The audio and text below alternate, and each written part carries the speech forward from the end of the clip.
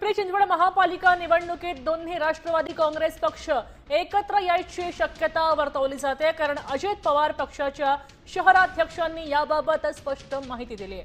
शरद पवारांच्या राष्ट्रवादी सोबत चर्चा सुरू आहे असं त्यांनी सांगितलंय। तर चंदगड आणि जेजुरीनंतर दादा आणि काका आता पिंपरीत सुद्धा एकत्र लढणार का, याकडे सगळ्यांचं लक्ष लागल्याचं पाहायला मिळतंय।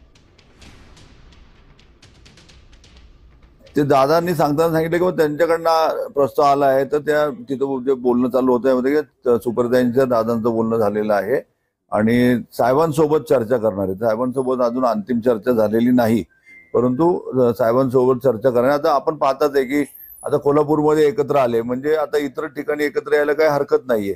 त्यामुळे पिंपरी चिंचवड शहराचे राष्ट्रवादीचे जे अध्यक्ष आहेत पवारसाहेब गटाचे, त्यांनी सुद्धा त्यांचं मनोगत मागच्या आठवड्यामध्ये दिलं होतं की ते सुद्धा एकत्र यायला तयार आहेत।